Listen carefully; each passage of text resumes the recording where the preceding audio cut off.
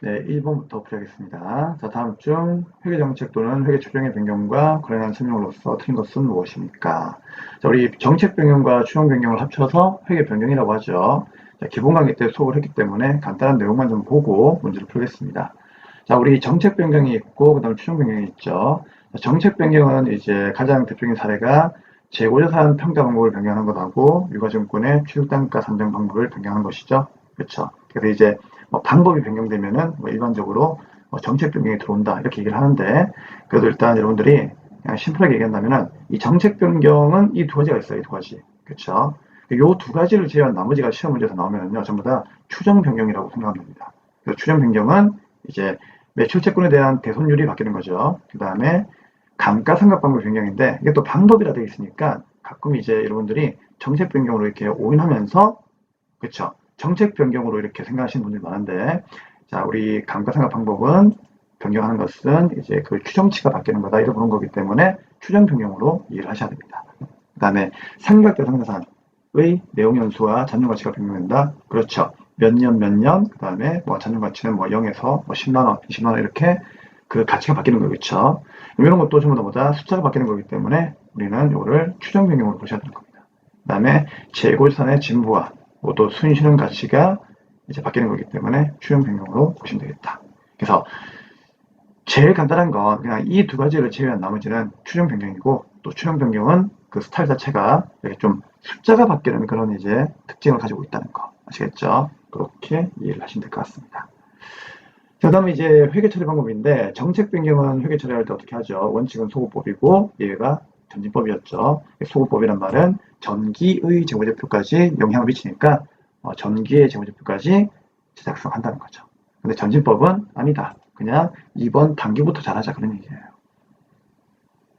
자, 추정 변경은 원칙이 전진법이죠. 그러니까 단기부터 앞으로 그냥 그 이후의 변경 효과만 반영하는 거예요. 그래서 이제 이런 회계 처리 방법도 말 문제로 물어볼 수 있으니까 반드시 암기를 하셔야 되고요. 자, 그럼 이런 이제 회계 변경은 마음대로 할 수 있는 거나 마음대로 할 수는 없죠. 왜? 정당한 회계 변경 사유에 들어와야 됩니다. 대표적인 사례가 기업 회계 기준이 바뀌었다. 그러면은 당연히 변경 가능해요. 기준이 바뀌는 것은요, 어쩔 수 없는 거죠. 그 기준을 따라가야 되는 거니까.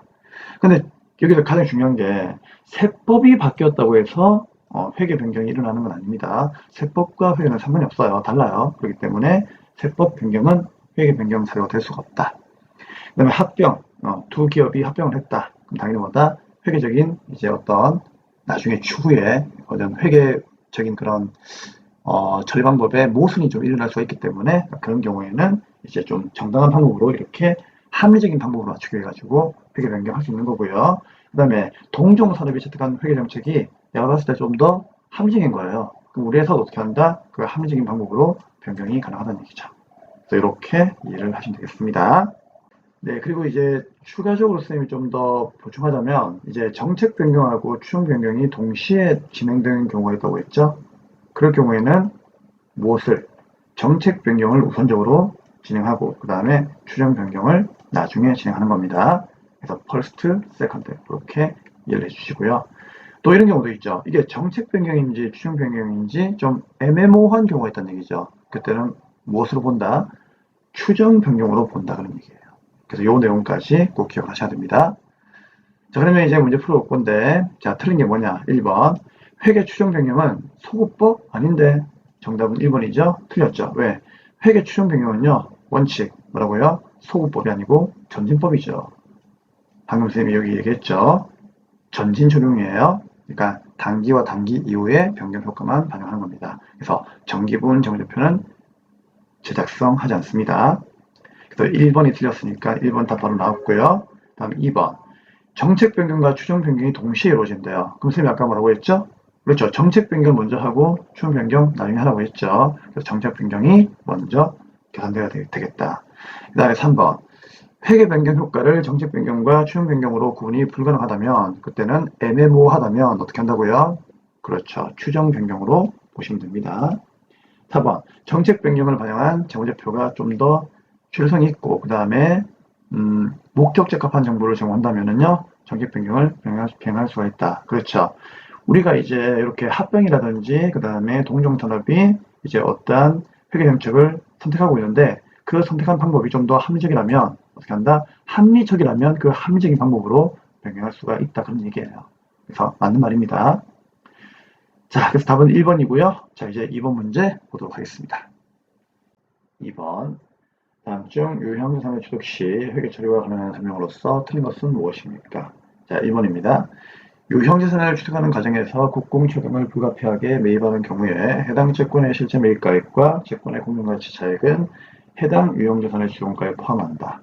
자, 여기 해당 채권의 실제 매입가액과 채권의 공정가치의 차익에다가 줄 거주시고요. 자, 이 금액은 주로 어떤 금액이죠? 고가의 금액이죠.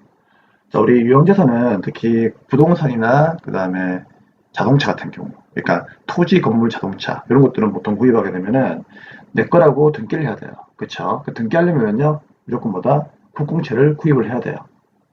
구입을 하지 않으면은 내 거라고 인정해 주지 않습니다. 그렇죠? 그래서 어쩔 수 없이 강제로 구입을 해야 돼요.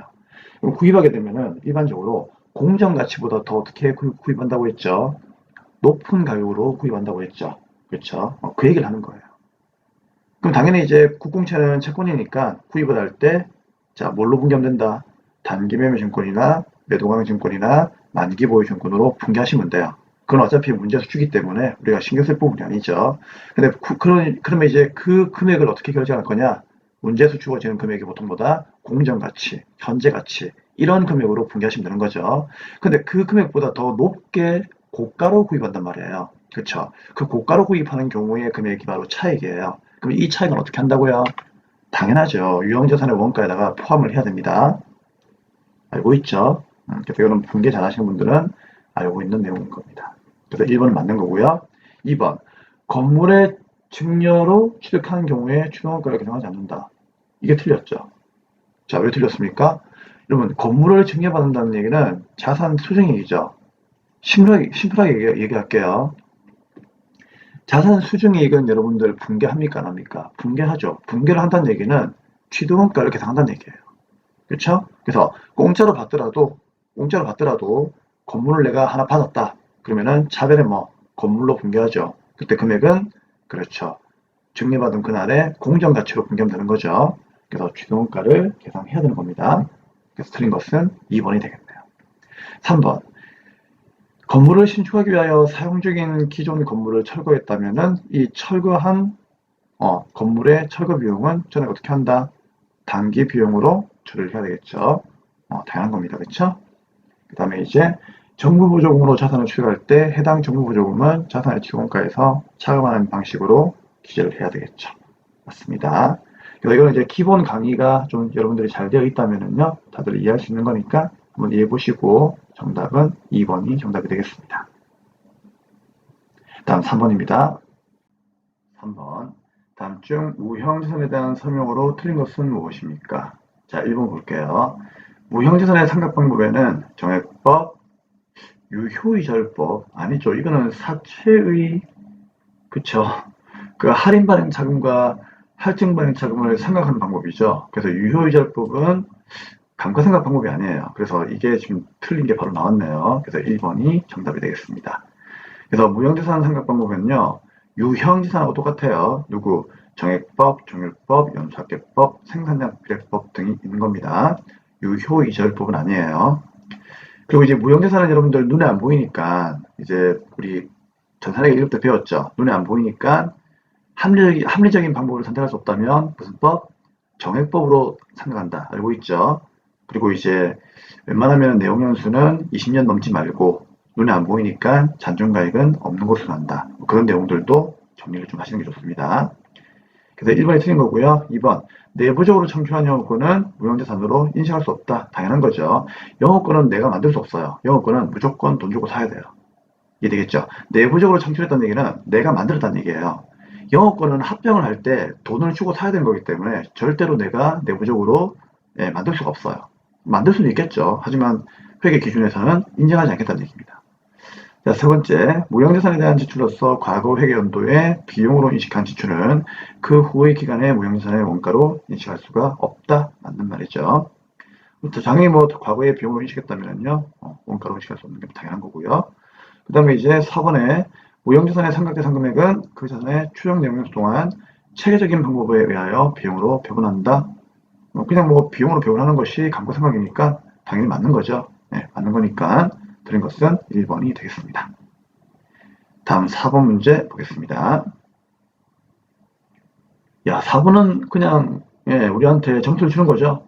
자본 조정에 해당하지 않는 것은 무엇입니까? 쌤이 자본 조정 그러면은 항상 외울 때 머리를 자주 감자라고 했죠. 아침에 머리 감을 때 제가 머리 자주 감으면서 외우라고 했잖아요. 그쵸? 자주 감자. 자가 뭐예요? 자기 주식. 그쵸? 주는요? 주식 할인 발행 차금. 감은요? 감자 차손이죠. 그 다음에 자는요? 자주 감자. 자기 주식 처분 손실이죠. 그래서 이 문제는 정답 몇 번이다? 4번이죠. 4번의 매도항증권 평가액은 쌤이 매해파가 뭐예요?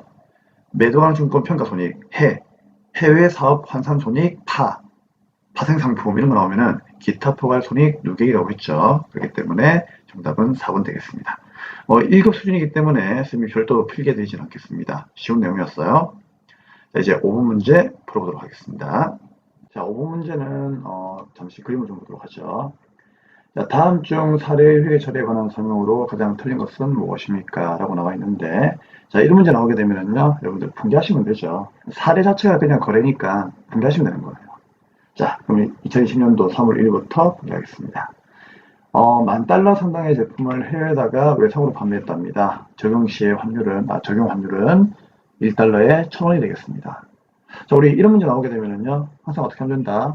그렇죠. 아메리칸 스타일로 분개했다가 그 다음에 코리아 스타일로 코딩하면 되는 겁니다. 그렇죠. 그럼 우리가 이제 아메리칸 스타일로 미국 방식으로 회계한다면은 당연히 3월 1일 날에 제품 팔았으니까 대변의 제품 매출 10,000달러, 외상이니까 차비는 뭐다? 외상 매출금 10,000달러가 되겠죠. 그럼 어때요? 대차평균의 원리에 의해서 적용되면 맞으니까 크게 문제가 없죠. 근데 우리나라는 한국이니까 한국 방식으로 금액을 고쳐야 되겠죠. 그럼 10,000달러에다가 요 환율 1,000원씩을 각각 곱해주면 됩니다. 또 곱하기 1,000원, 여기도 곱하기 1,000원 하니까 차변 대변에 그래도 차이가 없네요. 얼마입니까? 1,000만원이죠? 그래서 1,000만원. 제품 매출도 얼마? 1,000만원. 이렇게 분개를 하시면 돼요. 그래서 3월 1일 거에 대한 분개는 크게 어려운 건 아닙니다. 문제는 이제 3월 31일이죠. 보니까 드디어 이 10,000달러의 외상매출금을 보통예금에 입금되었습니다. 이거 회계 1급인데 그쵸? 외상값 받은 거죠? 그쵸? 그럼 어떻게 한다? 3월 31일 날에 또 아메리칸 스타일로 분개하고 그 다음에 그렇죠. 한국 스타일로 고치면 되는 거예요. 그럼 차변에 보통예금이 얼마가 입금되었습니까? 당연히 10,000달러 입금되었겠죠. 여기가 미국이었다면요. 분개는 이게 아주 간편해요. 대변의 외상매출금 사라지죠? 얼마? 10,000달러. 미국이었다면 이게 끝입니다. 그쵸? 근데 여기는 한국이니까 적용 환율을 어떻게 한다? 대입을 시키자는 얘기죠. 근데 보통예금은 당연히 오늘 들어왔으니까 오늘 환율을 적용하는 게 맞겠죠. 그래서 곱하기 얼마? 1,050원이 맞는 거예요. 그쵸? 근데 이 외상매출금은 어차피 3월 1일에 생겼던 걸 회수하는 거니까 3월 1일에 금액이 사라지는 거죠. 그쵸? 그럼 얘는 어느 날의 환율을, 얘는 오늘의 환율이 아니고 옛날의 환율을 곱해야 되는 거죠. 그 옛날의 환율이 바로 3월 1일 날에 1,000원이었죠. 물론 이제 위에 거 분개했으니까 이제 오른쪽으로 이렇게 어떻게 한다? 없애버리면 되지만 그래도 우리가 옛날에 환율이 1,000원이었다는 것을 알려주기 위해서 쌤이 한 번 더 얘기를 드리는 겁니다. 그럼 외상값은 1,000만 원만큼이 사라지는데 돈은 얼마가 들어왔습니까? 1,050만 원 들어왔네요. 그쵸? 맞습니까? 맞는 것 같아요. 1,050만 원 들어왔다는 얘기죠. 그럼 50이 더 들어왔죠? 그럼 우리한테는 이익입니까? 손실입니까? 이익이잖아요. 왜? 나는 1,000만 원만 받으면 되는데 1,050이 들어왔으니까 나한테는 이익이잖아요. 그쵸?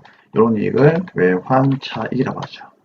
얼마입니까? 50만 원 되겠습니다. 대변의 수익이 발생하는 거죠. 그럼 이 상태에서 문제를 풀면 돼요. 자, 1번 보겠습니다. 틀린 것을 묻고 있죠. 자, 1번. 자, 3월 1일 날 회계 처리 시 차변에는 외상을 죽음으로 분개한다. 맞는 말이죠. 자, 3월 1일 날 회계 처리 시 대변에는 제품 매출이다. 맞는 말이고요. 3월 말일 날 회계 처리 시 차변에는 보통예금이다. 맞는 말이고요. 그럼 3월 말일 날 회계 처리 시 대변에는 외상의 죽음의 감소가 외화 환산 이익이다. 외화 환산 이익은 외화를 평가하는 거죠. 평가는 언제 합니까? 결산 때만 하는 거죠. 그렇죠? 이거는 결산이 아니죠. 그쵸? 결산이 아니기 때문에 얘는 뭐다? 당연히 틀린 설명이 되는 거니까 정답은 4번이 되겠습니다. 자, 외화 환산 이익은요, 이렇게 우리가 이제 외상값을 받거나, 뭐 외상매입금을 갚거나 그런 이제 문제가 아니죠. 얘는 그냥 뭐다? 결산 때 평가하는 거기 때문에 외환 차익하고는 개념이 다른 겁니다. 알고 있죠? 네. 자, 그럼 이제 6번 문제 풀겠습니다. 네, 다음 문제부터는 이제 원가 회계 문제를 풀어야 되는데, 우리 원가 회계는 여러분들이 이제 문제를 풀기 전에 반드시 지금 보고 계시는 이 화면의 내용을 암기하셔야 되기 때문에 선생님이 기출 문제마다 계속 이 내용을 현재 넣어드리고 있어요. 그렇죠? 그렇기 때문에 이거 여러분들 귀찮아하지 마시고요. 선생님하고 같이 한번 또 외워봅시다. 그래서 거의 뭐 지겨울 때까지 선생님이 계속 할 거예요. 자, 그러면 1번 보겠습니다. 자, 우리 원가는 첫 번째 발생 형태에 따라서 재료비, 노무비, 제조경비로 나눕니다. 그렇죠? 두 번째 추적 가능성에 따라서 추적할 수 있으면 직접비, 없으면 간접비. 알고 있죠? 다음 세 번째 원가는 행태에 따라서 고정비와 변동비로 나눕니다. 뭐 더 나아가면은 뭐도 있죠? 뭐 준 변동비, 준 고정비도 있는 겁니다. 그다음에 기초 원가는 두 가지가 있었죠. 우리가 어떤 제품을 만들 때 기본적으로 있어야 되는 원가, 누굽니까? 직접 재료 플러스 직접 노비였죠. 자, 가공 원가는, 좀 이제 의미를 부여하면은 직접 재료비를 제외한 나머지 원가인데, 즉, 직접 재료비를 제품으로 만들어주는 원가예요. 예를 들어서 밀가루가 있다면 그 밀가루를 빵으로 만들어주는 원가, 즉, 빵으로 전환시켜주는 원가예요. 그래서 이 가공원가는 다른 말로 전환 원가다라고도 이렇게 표현하는 겁니다. 그러면 이 가공비에 뭐가 있습니까? 물어보시면은 이제 직접 노비 플러스 제조원비가 있다. 즉 직접 재료비를 제외한 나머지 원가를 말한다라고 이야기하시면 되는 겁니다. 그래서 결국은요, 이 기초원가하고 가공원가는 이제 공통으로 들어가는 원가가 하나 있었죠. 그게 누구였습니까? 바로 직접 노비가 되겠습니다. 그래서 기초원가에도 속하고 가공비에도 속한다. 그게 누가 있느냐 물어보면은 그때는 직접 노비가 있다라고 이야기하시면 되는 거예요. 자, 6번과 7번은 이제 매물원가, 기회원가인데 이 두 개는 이제 의사결정과 관련된 원가이죠. 그래서 매물원가는 뭐라고 했습니까? 그렇죠. 의사결정에 전혀 영향을 주지 않는 원가로서 과거에 이미 발생해가지고 현재 의사결정에 전혀 영향을 주지 못하는 원가입니다. 자, 그다음에 기회원가는 이제 어떤 최선의 선택을 했다면 그 선택을 위해서 포기한 여러 가지 다른 원가들이 있겠죠. 그 원가들 중에서 가치가 가장 높은 원가를 말하는 겁니다. 즉 차선의 선택이죠. 그러니까 너 아니었으면 너였다 그런 얘기예요. 그래서 두 번째로 내가 좋아하는 거지 한마디로. 그렇죠? 그래서 차선의 선택을 기회원가라고 한다 그런 얘기예요. 그다음에 여덟 번째 고정비와 변동비가 있는데 우리 변동비부터 해볼게요. 변동비는 전체 생산량, 이걸 다른 말로 조업도라고 하죠. 그러면 조업도가 증가할수록 전체 원가는 증가하지만 단가는 일정하다. 뭐 그런 얘기 했고요. 고정비는 이제 생산량 늘어난다. 즉, 조업도가 증가할 때 총 원가는 일정하지만 단가는 감소합니다. 라고 이야기를 했습니다. 그렇죠? 그래서 이 두 개를 비교하는 문제도 많이 나오는 겁니다. 그래서 이 8가지를 꼭 암기를 하고 문제를 풀어주셔야 됩니다. 그러니까 다른 것도 우리가 암기할 게 있겠지만 이 8가지가 그만큼 중요한 얘기예요. 자, 그럼 이제 다음 문제 풀어보겠습니다. 6번입니다. 다음의 그래프는 조업도에 따른 원가의 변화를 나타낸 것입니다. 변동원가에 해당하는 그래프만 짝지어진 것은 무엇입니까? 자, 우리 이 문제는 방금 쌤이 거의 뭐 설명을 드리면서 그렇죠? 답을 드렸던 것 같아요. 자, 여기 보세요. 8번에 쌤이 변동비, 고정비 그래프 이거 꼭 기억하라고 했죠. 자, 변동비는 간단해요. 요 생산량, 조업도, 그쵸? 여기 조업도죠? 그럼 생산량 조업도가 늘어나면 늘어날수록 전체 원가는 증가하고 단가는 일정하다고 했잖아요. 그래서 이 문제 나올 때는 여기 Y축 여기에 항목이 총 원가가 있으면은 그래프가 올라가는 걸 찍으시면 되고요. 여기에 단가가 있다. 즉, 단위당 원가가 있으면은 일정한 그래프를 찍으면 되는 거예요. 그렇죠? 그럼 이 문제는 답 나왔어요. 왜? 자, A부터 볼게요. 조업도가 증가하면 증가할수록 총원가는 증가한다고 했죠. 그러면 A는 일단 무조건 변동원가에 해당하는 그래프니까 정답이 되겠죠. 그렇죠? 그러면 찍더라도 A가 들어있는 걸 찍어야 되겠죠. 그럼 몇 번입니까? 1번 아니면 2번이 정답이죠. 그러면 3번, 4번은 버리면 되는 거예요. 그럼 이제 누가 이제 정답이냐? 그걸 봐야 되는데 자, 1번은 C가 있고 2번은 D를 가지고 있죠. 그럼 C와 D만 보면 돼요. 그러면 C는 어떻습니까? 주업도가 증가하면 증가할수록 Y축이 단위당 원가 나와 있죠. 단가. 그럼 선생님이 단가 나올 때는 변동비가 뭐라고 했죠? 일정하다고 했으니까 C가 답이 되겠네요. 정답은 1번이 답이 되겠습니다. 그렇죠? 그래서 단위당 원가는 조업도가 증가하면 증가할수록 일정해야 되는 거니까 결국 A하고 C가 정답이 되겠네요. 그래서 1번을 정답으로 체크하시면 되겠습니다. 다음 7번 보겠습니다. 7번입니다. 자, 7번 문제는 그림을 좀 보도록 하겠습니다. 우리 7번 문제는 출제위원께서 거의 뭐 선물로 주신 거죠. 지금 여기 문제가 보니까요. 매출원가가 얼마인가 지금 이걸 물어보고 있는데 우리 이런 문제 나오면은 항상 제공품에 좀 그래가지고 요 금액들을 전부 어떻게 한다? 그냥 대입만 시키면 끝나는 문제잖아요. 그쵸? 그래서 자, 문제는 매출원가가 얼마입니까를 물어보고 있으니까 당연히 요거 두 개 더해가지고 얘를 빼면 되겠죠. 자, 전산회계 1급 때 많이 한 거니까 그냥 빠르게 설명할게요. 기초의 제품은 얼마 있습니까? 40만 원 돼 있죠. 그때로 가지고 오면 되고 자, 제품 완성품 당연히 안 나겠죠. 우리 항상 회계 1급 때도 그랬잖아요. 그렇죠? 그러면 기말 제품은요? 어디 있습니까? 45만 원 여기 있네요. 그럼 이제 얘를 구해가지고 요거 두 개 더 한 다음에 빼면 되겠죠. 요건 어디에서? 당연히 여기에서 가지고 와야 되겠죠. 그래서 요 제품을 구해가지고 땡겨오면 됩니다. 자, 기초용품 과죠. 어디 있습니까? 50만 여기 있네요. 그대로 놓으시면 되고. 단기총 지원가 20만원. 그대로 놓으시면 되죠. 그렇죠? 기말정품 얼마? 100만원. 그대로 놓으시면 되고요. 그럼 더해가지고 빼면 되겠죠. 그럼 완성품은 얼마입니까? 150만 나오나? 150만 맞나요? 오케이. 그럼 150만 원이 이제 완성품이 되는 거고요. 이 제품이 그대로 여기로 오는 거죠. 그럼 150에서 40을 더해가지고 40을 빼면 되는 거예요. 그러면은 얼마 나옵니까? 매출원가는 145만 원 되겠네요. 정답은 1번이 정답이 되겠습니다. 네, 그 다음에 이제 8번 문제 보도록 하겠습니다. 8번 문제입니다. 다음 중 보조부문의 원가를 제조부문에 배분하는 방법에 대한 설명으로서 틀린 것은 무엇입니까? 우리 부분별원가 계산은 1급 때도 이제 항상 강조했지만 이 배분하는 방법이 중요하다고 했죠. 배분하는 방법은 이제 보조부문끼리 도와주는 용역 관계를 고려하는 건데 그때 이제 고려하지 말자 그냥 완전 무시하자 그런 경우에는 직접 배분법이었고 아니다 보조부문끼리 그 도와주는 용역 관계도 고려해야 된다 라고 보는 방법이 상호와 단계였죠. 근데 상호배분법 같은 경우에는 이제 용역 관계를 완전히 고려하는 거고 단계 배분은 배분 순서를 정하다 보니까 이제 일부만 고려하는 효과가 일어나는 거였죠. 그래서 이 부분별 계산에서 가장 중요한 것은 보조분비를 배분하는 방법. 이 내용을 암기하는 것이 중요한데 심플하게 키워드를 외우세요. 완전 무식을 하면은 뭐다? 직접 배우법. 완전 고려는요? 상호 배우법. 배분 순서를 정하다 보니까 일부만 고려하는 효과가 일어난다. 그러면은 단계 배우법이 되는 겁니다. 자, 그래서 이제 틀린 것은 몇 번이냐? 1번.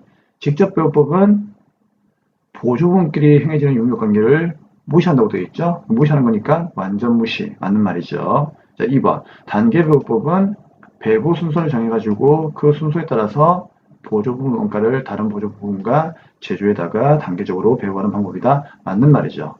그래서 배부 순서를 정한다는 얘기죠.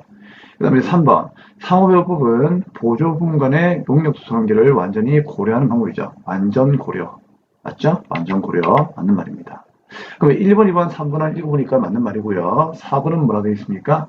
네, 상호배분법은 이론적으로 가장 타당하고 계산이 간단하다? 아니죠. 왜? 상호배분법은요.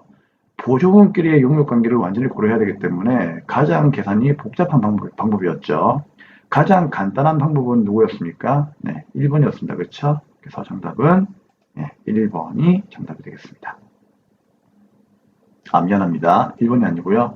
자, 1번의 직접 배우법이 가장 간단하고 효율적인 방법이니까요. 정답은 4번이 되겠습니다. 다음 9번 문제 보겠습니다. 9번입니다. 개별원가 계산과 종합원가 계산에 대한 설명 중 틀린 것은 무엇입니까? 우리 이런 내용들은 뭐 전산회계 1급 때도 그렇고 워낙 이제 많이 본 내용이기 때문에 여러분들이 이 내용만 좀 잘 이해하시면 크게 푸는 데는 문제가 없죠. 자, 바로 풀도록 하겠습니다. 자, 먼저 1번입니다. 개별원가 계산은 직접 재료비, 직접 농업이 제조원가비로 구분하여 작업원가표에 적재한다. 맞는 말이죠. 우리 개별원가 계산은 주로 이제 품질이나 규격이나 성능이 다른 그런 제품들을 주문 생산에 의해서 만들다 보니까 A라는 사람과 B라는 사람들이 서로 요구하는 게 다르죠. 요구하는 게 다르다 보니까 직접비는 따로따로 계산하면 되는 거고요. 그 다음에 공통으로 들어가는 이제 재료관리비는 당연히 뭐다? 이거는 이제 배부를 하는 것이 중요했죠. 그쵸? 그 배부하는 과정에서 뭐 실제 배부, 그 다음에 뭐 예정 배부, 뭐 그런 것도 있었고. 그래서 이런 것들이 중요하기 때문에 이런 걸 구분해가지고 작업원가표에다가 집계를 하시면 되겠습니다. 우리 개별원가 계산에서 많이 쓰이는 서류가 뭐 작업원가표도 있지만 또 하나 더 있었죠? 누구였습니까? 그렇죠. 제조 지시서. 기억나십니까? 네, 이 내용도 조금 참고를 하셔야 됩니다. 두 번째, 종합원가 계산은 동종 제품을 대량 생산하는 방식입니다. 당연한 거죠. 대량 생산하는 기업에서는 종합을 쓴다. 그래서 개별은 건설업이나 조선소에서 많이 쓰고 있지만 종합은 일반적으로 이제 대량으로 이제 만드는 기업들이 많이 쓰고 있으니까 그런 업종은 상당히 많습니다. 그 중에서 누굽니까? 네, 식품, 가공업 등의 업종에서 많이 쓰이는 원가 방식이다. 맞는 말이죠. 뭐 식품뿐만이 아니고 당연한 거예요. 여러분들 가지고 있는 볼펜 이런 것도 하루에 대량으로 생산하는 거기 때문에 이런 볼펜 같은 걸 제조하는 그런 기업들도 당연히 종합원가 계산 쓰겠죠. 자, 그다음 3번. 종합원가 계산은 총조용가를 해당 기간 중에 만들어진 완성품 한산량으로 나누어서 완성품 한산량 당해당 원가를 계산한다. 우리 종합원가 계산 배울 때 늘 공부했던 내용이 무엇이었습니까? 완성품 한산량 구하는 거였죠? 그래서 3번도 맞는 말이에요. 그럼 1번, 2번, 3번은 다 맞는 거니까 결국은 몇 번? 4번이 정답이 되겠네요. 왜 그럴까요? 종합원가 계산이 개별원가 계산에 비해서 제품별 원가 계산이 보다 정확합니까? 아니죠. 정확도를 따지면 개별원가 계산이 더 정확하죠. 그렇죠? 그렇기 때문에 4번이 틀렸습니다. 개별원가 계산은 한 사람 한 사람 주문을 받아가지고 제품을 만들기 때문에 그쵸? 그 제품의 정확한 원가를 계산할 수가 있잖아요. 말 그대로 개별적으로 계산하니까. 그래서 정확도는 개별이 더 높아요. 그쵸? 다른 겁니다. 4번이 틀린 것이 되겠다. 자, 이제 10번 문제 보도록 하겠습니다. 10번입니다. 자, 다음 자료에 의하여 종합원가 계산에 의한 가공비의 완성품 환산량을 계산하시오라고 되어 있네요. 가공비는 가공 과정 동안 균등하게 발생한다라고 가정합니다. 자, 우리 문제 푸는 방법, 자, 쌤이 수업 시간 때 얘기했죠. 첫째 뭐다? 원가의 흐름을 파악하고, 두 번째, 재료비와 가공비로 나누고, 세 번째, 투입 시점을 파악하면 되겠습니다. 자, 그럼 이제 문제를 보니까, 일단 원가의 흐름은 뭐라고 되어 있죠? 지금 아무런 말이 안 나와 있죠? 근데 여기 선단을 보니까요, 평균도 나와 있고, 선입도 나와 있죠. 아, 그럼 이 문제는 뭐다? 평균법과 선입선출법 둘 다 계산을 해봐라. 그런 뜻이죠. 첫 번째, 자, 평균법과 그 다음에 선입선출법으로 이렇게 구분을 해서 자, 둘 다 공식을 대입하도록 하겠습니다. 자, 두 번째, 재료비와 가공비로 나눈다. 그렇죠? 근데 재료비하고 가공비를 나누는데 문제는요. 지금 가공비의 완성품 한산량만을 계산하라고 했기 때문에 재료비는 구하지 않겠습니다. 그럼 누구만? 네, 가공비만 구하겠습니다. 자, 그 다음에 이제 세 번째, 투입 시점을 파악하라. 자, 문제를 분석해야 되겠죠. 자, 분석 한번 해볼게요. 먼저, 가공비의 완성품 한산 구하라고 되어 있는데, 가공비가, 가공되는 과정 동안에 균등하게 발생한다라고 가정한다라고 되어 있죠. 그럼 균등이란 말이 나오면 무슨 말이었죠? 진행시란 얘기죠. 그래서 진행이라고 이렇게 적어 놓으시면 되겠습니다. 자, 그러면은 투입 시점은 진행이죠. 그럼 진행이니까 착수예요, 진행이에요. 그럼 진행 공식으로 써야 되겠죠? 그 다음에 자, 자료를 보니까 기초용품 나와 있죠? 자, 초에다 동그라미. 여기 뭐죠? 초수. 단기 착수량은 어차피 뭐 투입한 양이니까 요거는 그냥 생각하시면 되고. 자, 단기 완성량이 누굽니까? 완수가 되겠죠? 완수. 자, 기마정품은요? 말수가 되겠죠. 그럼 쌤이 얘기했죠. 평균법하고 선입선출법은 그냥 초수와 초안을 빼느냐 안 빼느냐 그 차이라고 했죠? 그쵸? 그럼 일단 뭐 게임은 끝난 것 같네요. 자, 먼저 가공비가 진행 시에 투입된다고 했으니까 진행 시의 공식으로 풀면 되겠죠. 그러면은 평균법은 진행 시의 공식이 뭐죠? 완수 플러스 마란이니까 요거 그대로 가지고 오면 되겠죠. 그 다음에 선입은요. 선입은 완수 플러스 마란 마이너스 초안이니까 요 공식 그대로 가져오면 되겠습니다. 그리고 나서 수량을 대입하면 되겠죠. 자, 완수 몇 개? 500개. 자, 평균법부터 할게요. 플러스 말환. 말환은 말수에다가 완성도 곱하면 되겠죠. 그러면 200개 50%니까 얼마? 100개. 그죠? 그럼 가공비는 몇 개? 600개 나왔다. 그쵸? 평균법 진행 시에 600개. 그쵸? 그럼 600개니까 답은 1번 하면 3번이 되겠네요. 그쵸? 자, 그 다음에 선입입니다. 선입은 완수 플러스 말환. 이 평균법의 공식에서 그대로 뭐다? 초환을 빼는 거죠. 그쵸? 그러면은 어렵게 가지 말고 500 플러스 100개를 갖다가 그대로 가지고 오면 되겠네요. 그쵸? 그럼 얘는 어떻게 한다? 그대로 이제 가지고 오면 되고, 여기에서 마이너스 초환을 빼면 되겠습니다. 자, 초환은 어디 있습니까? 초수죠, 초수. 그럼 초수 200개에서 완성도 30% 곱하면요, 초환이죠. 기초 환산량. 그럼 2, 3은 6이니까 60개. 60개를 빼면 되겠네요. 그러면은 600개에서 60개를 빼면은요, 540개니까 정답은 몇 번? 네, 1번이 정답이 되겠네요. 그쵸? 그래서 선입인지 평균인지 파악하고, 그 다음에 재료비 가공비를 나누고, 그 다음에 투입점만 파악하면은, 예, 그거하고 이제 일치하는 공식을 끌어와가지고 대입하시면은 끝나는 문제입니다. 네, 환산량 다 구했으니까 이렇게 마무리해 주시고요. 다음 11번 문제 보겠습니다. 11번입니다. 다음은 부가세법에 따른 대운세 공제를 설명한 것입니다. 가장 틀린 것은 무엇입니까? 1번.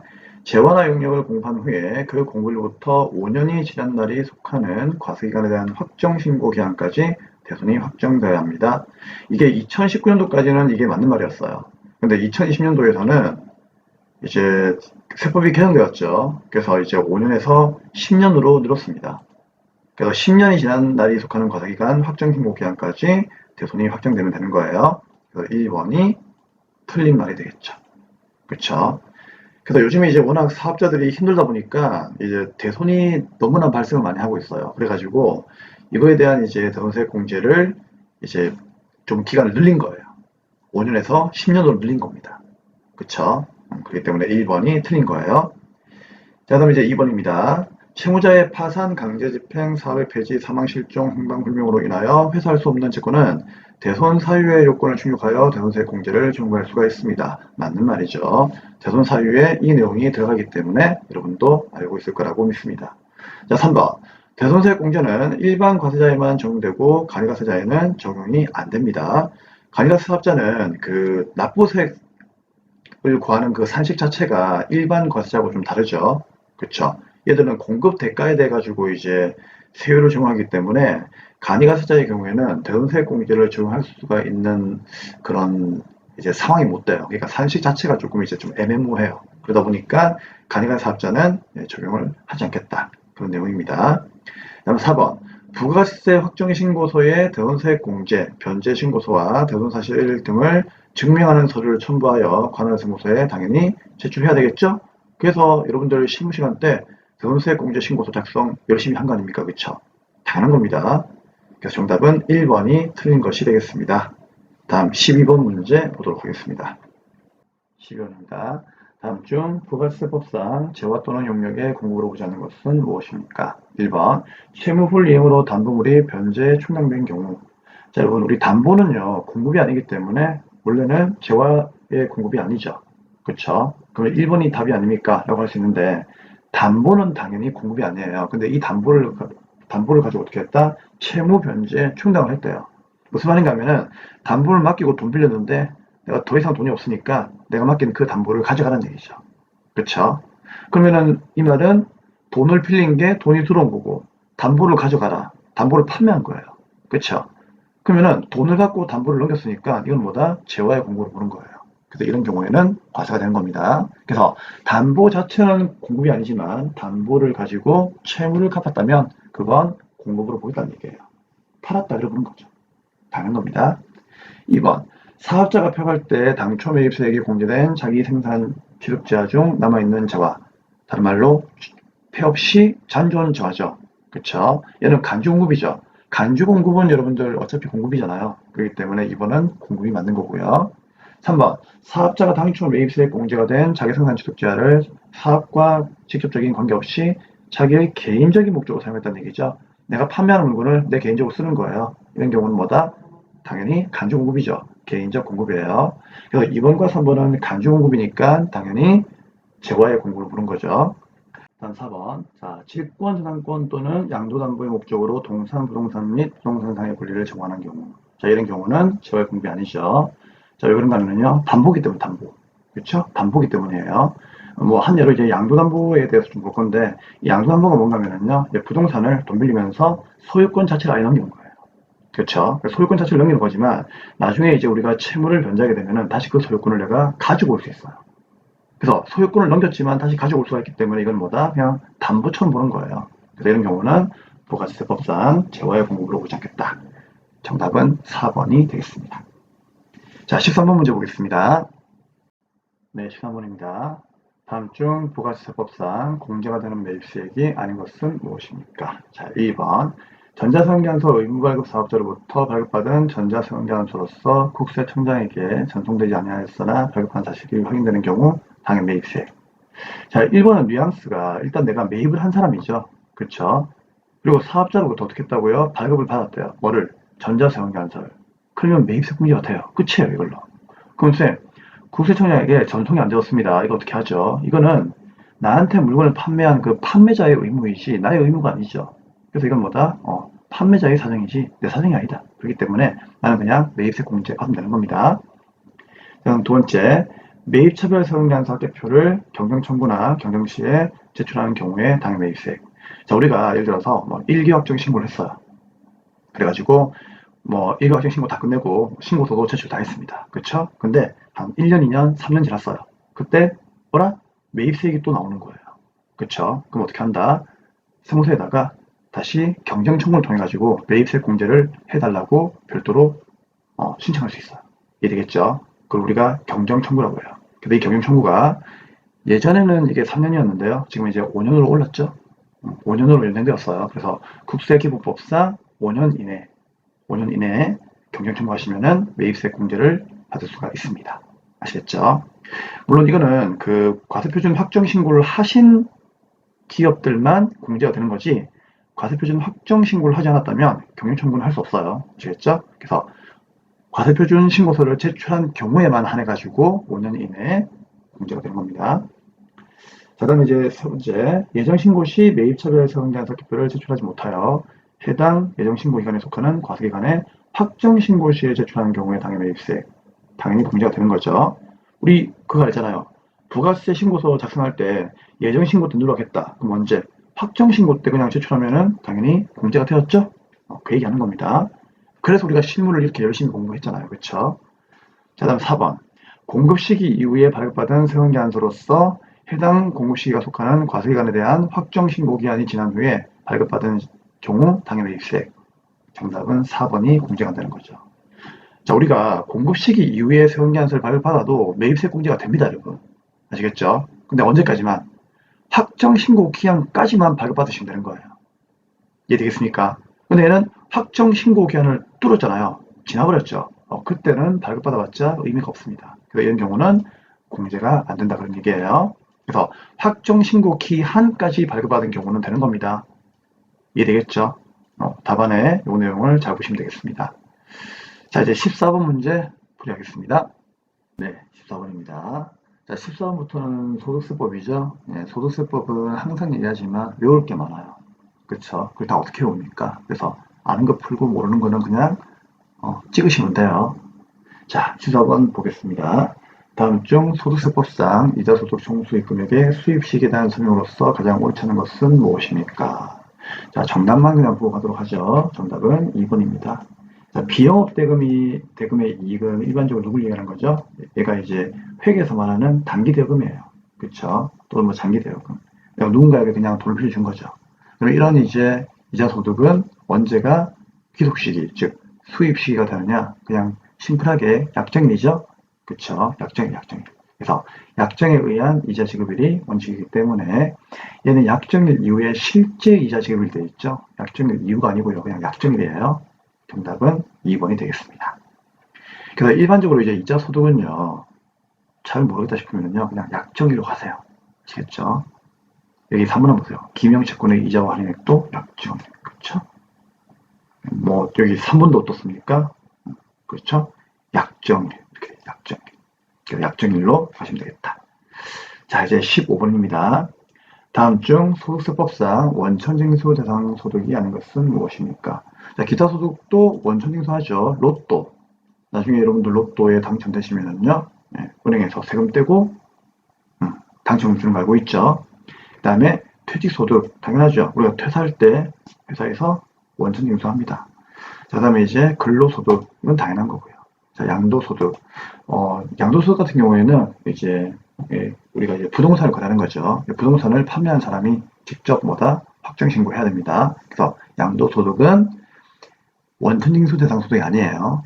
정답 몇 번? 네, 4번이 되겠습니다.